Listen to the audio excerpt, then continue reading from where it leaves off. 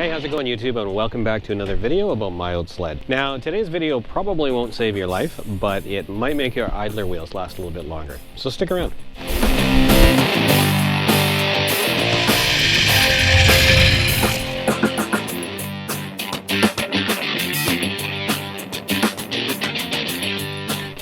Hi guys, recently a friend of mine, DoobieBoy21, he's another YouTuber, he pointed out that my snowmobile was missing the caps on the idler wheels. It was a surprise to me. I didn't even know the thing was supposed to have caps on the idler wheels, so I started doing a little bit of digging. So if you buy yourself a used snowmobile and it doesn't have caps on the idler wheels, chances are pretty good that it did when it was new. Now that's not the end of the world, because these things are largely cosmetic, but they actually do serve a purpose.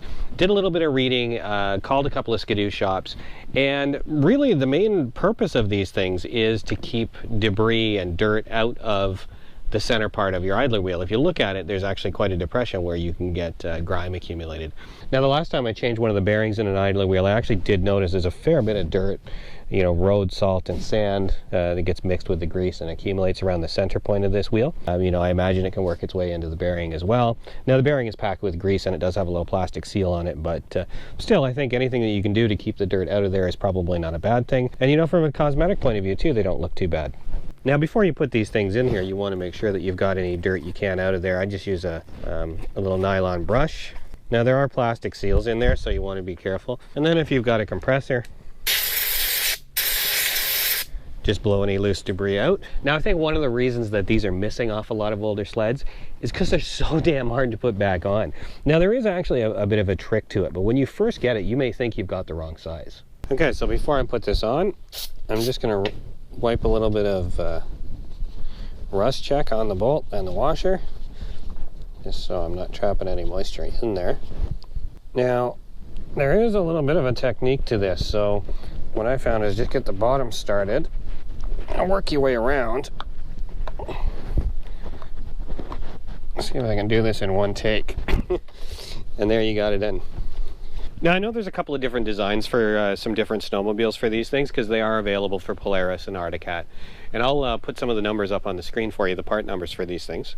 Now if you've tried to put one of these in yourself, you might have said, how did I do that so easy? And you know what? Everything's easy once you know the trick to it. What I found with these is when they're cold, they're a bugger to put on. So if you're putting them on in the winter, you're really going to need to warm it up. But I actually just put that one in some hot water for a couple of minutes. It just softens that plastic. It's a rubber, but it's really, really stiff. So if you heat it up a little bit first, just drop it in some hot water, let it sit for 5 minutes, they pop in a lot easier.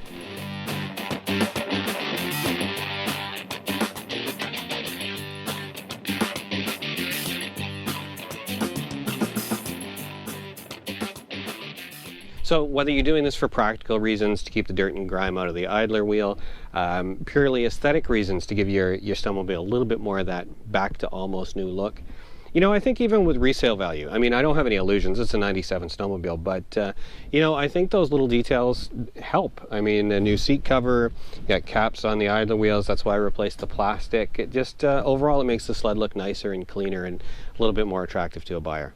And these aren't an expensive option. These are $2 or $3 each. You can find them online all over the place. I bought these from my friends at Colburn Skidoo Sales in Shallow Lakes. So easy to find and not expensive option. So I hope you found that video useful. And if you did, I hope you take a second and mash that like button for me. If you subscribe, I try and post new content as frequently as I can. Hopefully a little bit more now that we're getting closer to the riding season. So until next time, I'm Dave Clark, and thanks for watching.